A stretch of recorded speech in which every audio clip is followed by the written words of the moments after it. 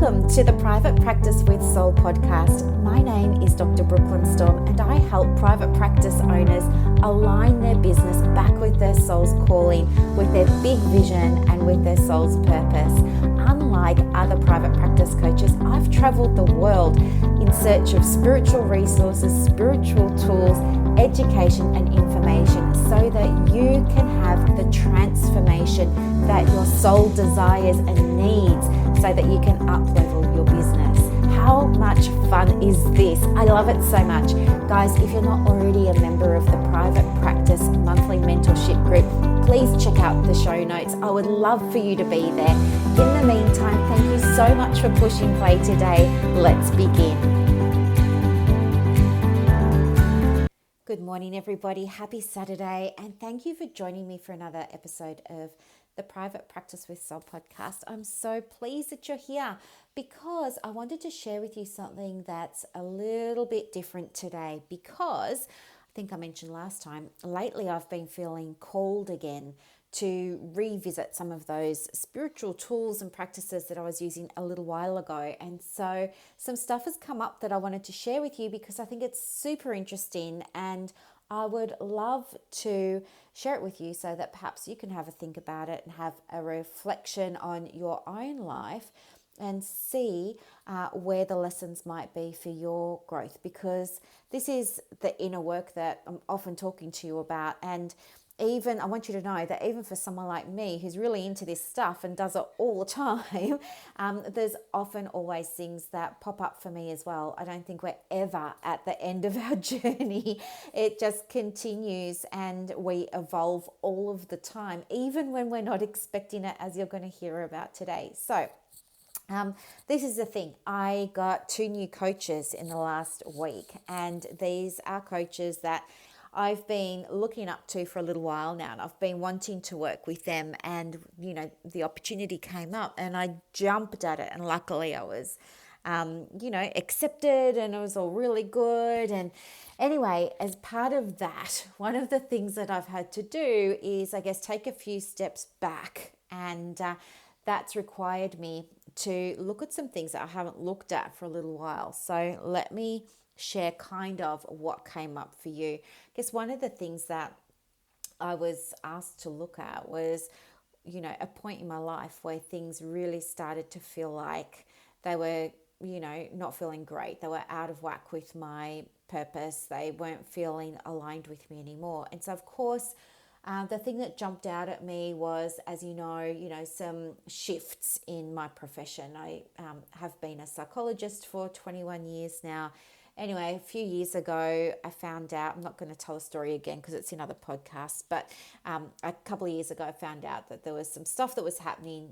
And as a result of that, I felt really disempowered. I found myself worrying deeply about my future. And I mean, I was stressing. It's just me. I'm not married. I don't have a big family that I can call upon to bail me out if I can't pay my bills or anything like that. I mean, I went into, it wasn't a state of depression, but it was definitely a state of fear. And for, I guess, maybe about a month, I was feeling like, just this sense of dread, of worry, of deep panic, of fear for my future. I was thinking I was going to lose my house. I was thinking I was going to lose my practice. I was worried about my clients. I was worried about my team. I had quite a big team then. I was worried about all of them. I was worried about the building. I was worried about my obligations and commitments. Imposter syndrome came up. Anything that could have bubbled to the surface, bubbled to the surface. And, I guess what ended up happening was I found myself becoming committed to getting back in touch with my spiritual practices. And for me, that looked like, to be honest, I felt like I had to go and get out my deck of tarot cards. So I went and I got those out and I started playing around with those, and I couldn't really remember how to use them, but I'm good at archetypes and I'm good at energy and I'm good at intuition. And so I was able to sort of give myself a bit of a reading, and then I thought this was really helpful and powerful and I want to do more of this. And so then I started, reflecting on what have I done in the past. And I was remembering how when I traveled to Morocco, I had opportunities there to speak with spiritual leaders, and I was trying to remember, what I took from those conversations, and maybe things I didn't apply then, maybe I could have applied them now. And so I was doing all of that. I pulled out old journals and diaries where I'd been writing about spiritual practices that I was into at the time. And I found myself feeling really pulled back into that space. And as a result of that, I wanted to learn more. So I started devouring anything and everything that I could on spirituality. I just felt this overwhelming sense of urgency. I just felt I needed to find out everything I could, as much as I could. Like, it wasn't enough. And it didn't even matter if I could read something and I could critically evaluate that for myself, and I could say, this is something I want to get on board with, or this is something that I don't get, or I disagree with this, so I'm going to leave that over there. I was able to get in that space where I was able to read things without automatically taking them all on. I was able to, as I said, critically evaluate what I wanted and what I didn't. But the overwhelming compulsion to expose myself to everything. And I mean, I did courses on Akashic Records, on soul blueprints. I learned all about, things like, lately I'm learning about human design. I learned about quantum physics. I learned about neural networks and neural pathways in ways that you don't learn about them when you're studying psychology. I learned about different approaches to the same old problems that we have. And the more I learned, the more I wanted to learn. And it was almost like an obsession. I was finding that my experience was that not only was I feeling compelled to learn, I wanted to learn. I felt like I was lit up. I was on fire. I couldn't get enough. And I came across manifesting, and I'd heard of manifesting but didn't know very much about it. And again, I won't go into the story because I've covered it in previous podcasts, but I loved it because it was so similar to a lot of the stuff that we do in psychology. I mean, manifesting's, they talk about you create your own reality. Well, to some people that's going to sound a bit weird, but it's exactly what we teach people in psychology. It's a very similar model. There's so much overlap between manifesting and cognitive behavior therapy, between manifesting and positive psychology, between manifesting and person-centered therapy. It's all evidence-based stuff. And so seeing that a lot of the manifesting stuff was also showing up in what I was doing as a scientist practitioner with the evidence-based work, it made me feel like, holy cow, like I've found my space. This is really aligned with me. And so what happened was I started talking about it and I loved it. And, I just started sharing as much as I could with as many people as I could. And from there, what's happened is there's been a very slow, a very gradual stepping into the more spiritual space, to the point where I made a decision last year that I was going to be out of psychology within 12 months. Well, those 12 months are coming up at the end of August. I've decided to retire from psychology on my birthday as a present to myself, because it's just no longer aligned with me. Until that day, I need to honor commitments that I have to existing third parties, to existing clients, to team members, all of that sort of stuff. Of course, it's a whole other episode as well. But the plan is to retire. And you know what? This has been humongous to think about, because this has been my whole life's work. I spent 14 years at university, 14, 1 4, studying psychology. I did my bachelor's degree. I did a grad dip in educational psychology. I did a 2-year master's degree in counseling psychology. Can't call myself a counseling psychologist, but I did a master's in counseling psychology. I then spent how many years was it? 7 years doing my PhD. It was one of the first thesis on the application of cognitive behavior therapy to helping people return to work after a period of unemployment of like 24 months plus, and these people had to have, you know, multiple diagnoses. So I've been working in mental health since 1990. You know, it's now 2021, and I'm just sharing this because I want you to know, like, this is massive for me to suddenly say I'm not going to do it anymore. And here's the reason why. I'm not going to do it anymore because the more I learn about what's important to me, the more I learn about my purpose, the more I learn about my vision, the more connected I become to my values, the less connected I've become to the profession that I've been signed up to for the last 21 years. And so it's becoming, you know, there's an increasing dissonance between where I am and where I feel I want to be. And there's been fear that's been holding me back because I've been thinking, well, this is my whole identity. You know, I am a psychologist.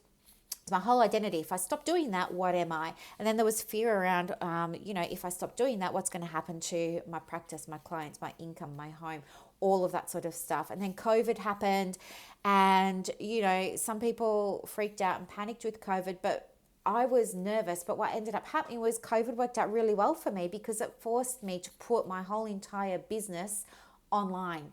And from there, I've realized that, hey, I'm already doing what I want to be doing. I just need to do more of it. Most of my clients I don't see with my psychologist hat on. A lot of my clients I see with a counseling hat on, or a coaching hat on, or a teaching hat on, or a supervision hat on.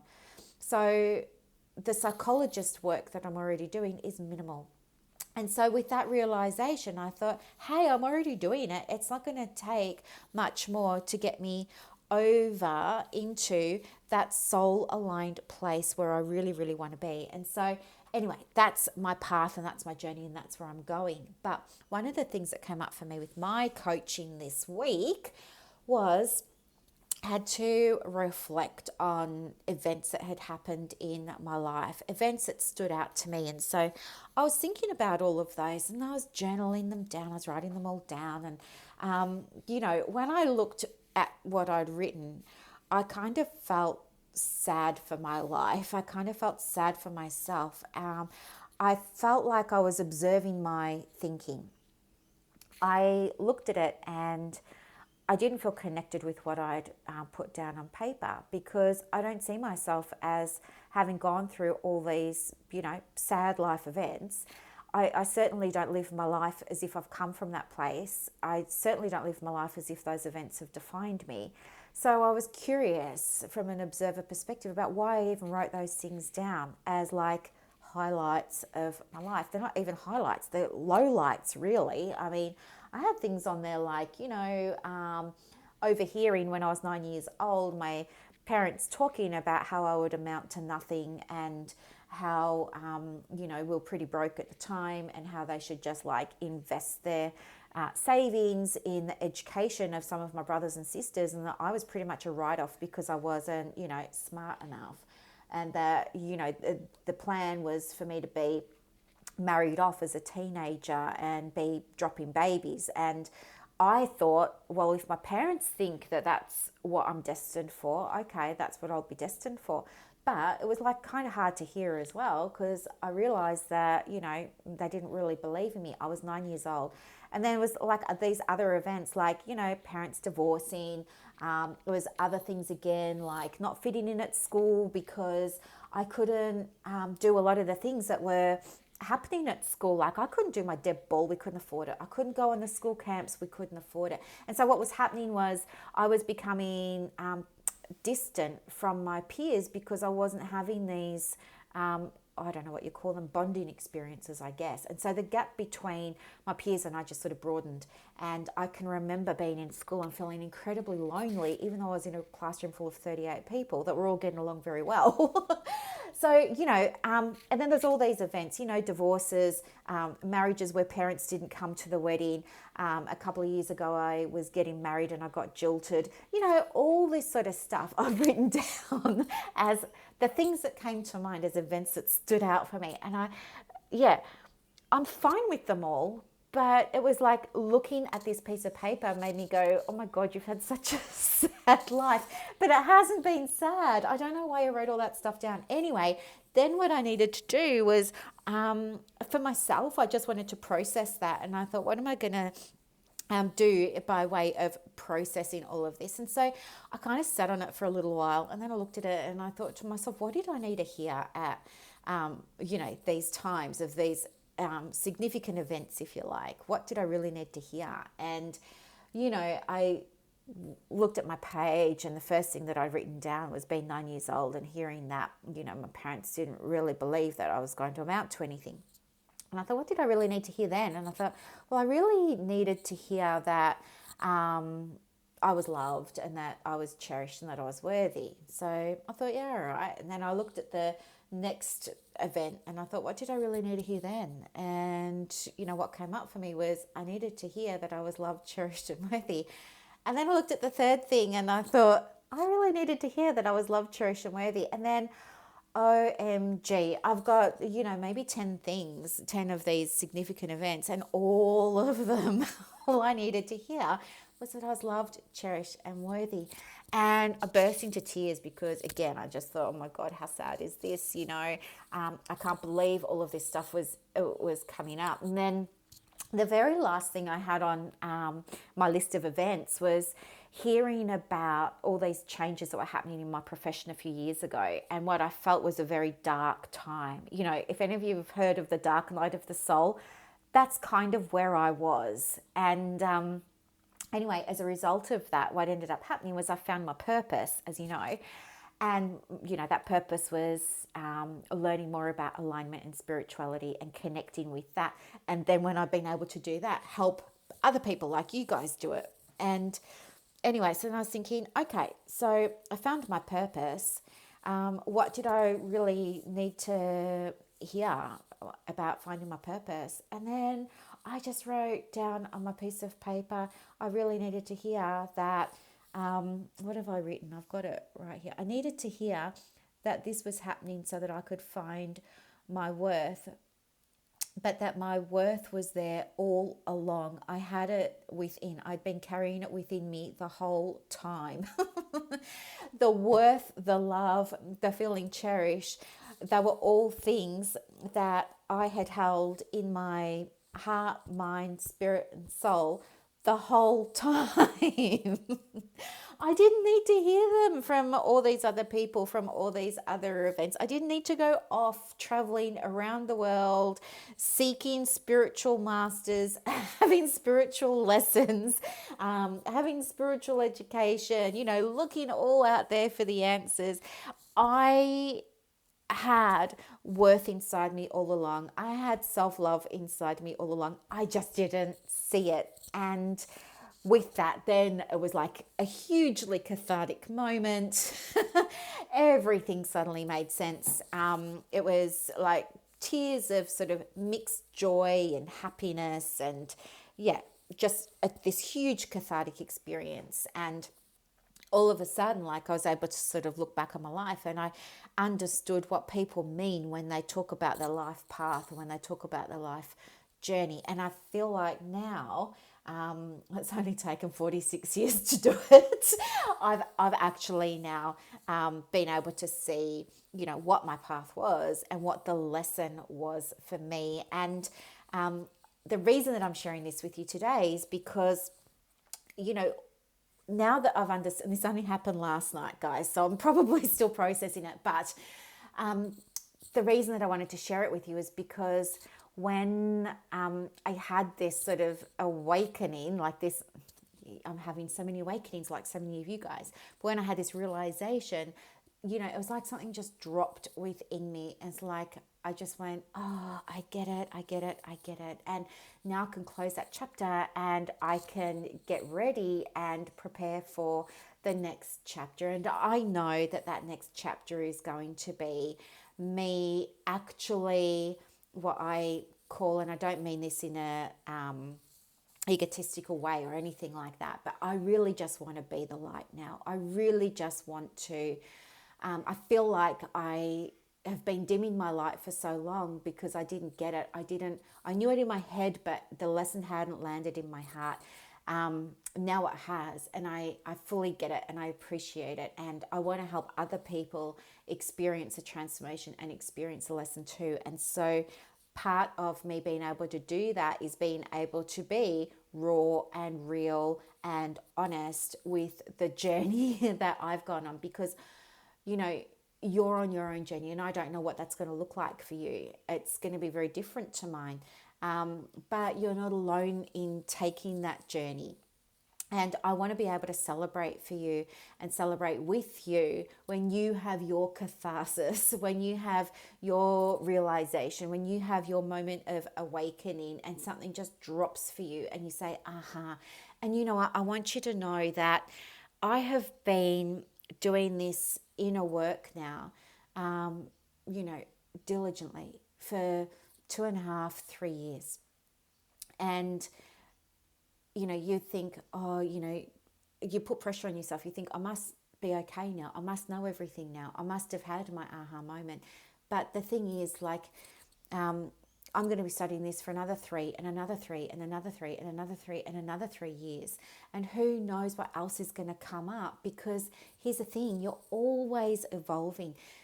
When you're engaged in personal development, you know that there's no end point. There's only new beginnings. There's only a release of old things. There's only a shedding. There's only a letting go so that you can step more into the becoming. And you're always going to be growing because you're always going to be learning. And so there's no pressure on you to have a fast result or a fast outcome or to be something. Look at industry leaders. They're always growing and always changing as well. Nobody says that they've made it when it comes to their personal development. Anyone who's worth their salt is going to share with you that they're also experiencing the journey too. And if you're a leader, if you're a health practitioner, if you're a health professional and you have concerns about sharing your story, don't share things that you don't want to share. Don't overshare, but certainly you can relay your story and relay your message to your audience in a way that shows them that you're human. Because when you do that, it can take things, it can really, really deepen things. And why wouldn't you want to have a deeper connection with your audience? Right? And that's why I share this stuff with you, because I want to have that deeper connection with you. I want you to know you're not alone. I want you to know I'm not perfect. I'm making mistakes. I'm on my journey. I'm growing. I'm evolving just like you. We're just on different paths. That's all. And I want to help you and support you and guide you and back you and, help you have your transformation. And here's the thing. It's got to be more than you just watching videos, you just, listening to podcasts. If you don't do the work, if you're not doing the practical work, it's not that you're not going to go on your journey. You will, but in my opinion, it's going to take longer for you to have the transformation than if you're actually doing the work. And so one of the things around doing the work is you have to apply these tools. One of the most powerful tools that you can use is, writing things down. You've just heard what happened to me when I journaled, right? All that stuff that I just shared with you came up as a result of a journal prompt. And look where it took me. Now, my coach gave me that journal prompt and I could have just written it down and not done anything with it and just thought it was enough to have the coaching session. But here's the thing, if you don't do the work, you're not going to get that aha moment. You're not going to have that teaching moment. You're not going to have that lesson for growth and transformation. And that's what I want for you. And that is why, it can be hard to do this stuff on your own. So that's why I put together the mentorship group. The mentorship group is a group that's only for people like us, that health practitioners and health professionals that are looking to start a private practice, or they're in a private practice and they're feeling not connected to it. It's feeling a bit mechanical, like, I don't know if you've ever felt like this before, but you drive down to work and then you kind of get there and you're like, how did I even get here? You just have that experience of being on autopilot. Or you do a full day of work and you're driving home and you're kind of like, did I just do a full day of work? You're that disconnected from it. You look at some of your policies, maybe clients want to discuss one of your policies with you. You look at it and it kind of feels foreign. You don't even remember writing it maybe. That's because it's not connected to your soul purpose, and it doesn't represent you. It's not representing your values. It's not representing your spirit, and you wonder why you're not working with ideal clients. It's because there's this huge disconnect. So I created a space where we can go and look at ways that you can integrate your soul purpose with your policies. Like if one of your values is gratitude, right? It's not enough to just say, oh, gratitude's the bomb, and like I really love gratitude and gratitude makes me feel good. That's great. But how can you apply, how is gratitude showing up in your practice? How can you integrate the concept of gratitude with one of your policies or with one of your procedures? Right? What are the opportunities there? Because guess what? When you start weaving some of these values and some of these purposes and some of these visions into the way the practice moves, the way the practice grows, the way the practice shows up, guess what? You're bringing everything into alignment, and imagine how that's going to feel. Are you going to feel overwhelmed? No. Are you going to feel confused? No, because it's all coming from a soul space, from a heart space. You're getting out of your head, dropping down into your heart. And nobody teaches this stuff. You can go into other groups and you can go into other coaching groups for private practice, and they're great for giving you the information and the strategy. But all those strategies and all that information is going to feel super overwhelming if you haven't done that inner work, and if you don't understand how to weave your purpose, vision, and values into the practice in a way that's really aligned with your soul's purpose. And that's why I created the group. I've put the link in the show notes, and I will always put the link in the show notes for you. The other thing that I've done is I've also created something to help you set your session fees, because I know that can be really confusing if you're new to private practice, or if you're new to charging fees, or even if you just want to up-level your fees. And so what I've done is I've put this session fee with soul calculator together for you. You can have a look at that. It's got a bucket load of bonuses with it, from money mindset journal prompts, from money mindset affirmations. I've included a training on how to implement a session fee increase or how to introduce a session fee. I've included the checklist I use when I'm introducing session fees. All that stuff is there for you as well. So go grab your copy of that. I'll also put the link for that in the show notes for you.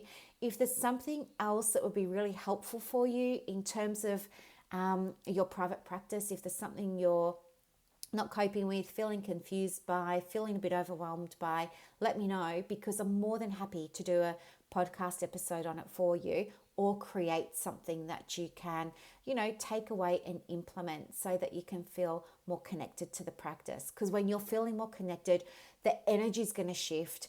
The clients are going to benefit. Your third-party stakeholders are going to benefit.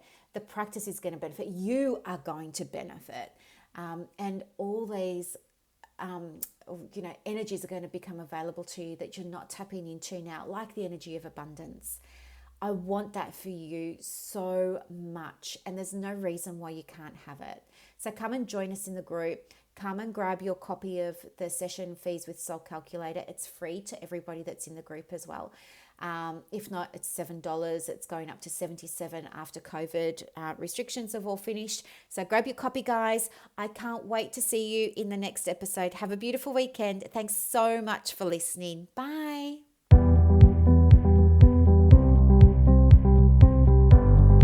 Thank you so much for listening to this episode of the Private Practice with Soul podcast today.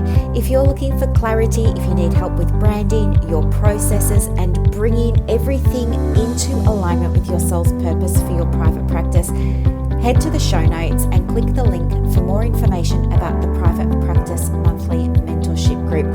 You are going to love it. I can't wait to see you in there. Thanks so much for listening. Bye.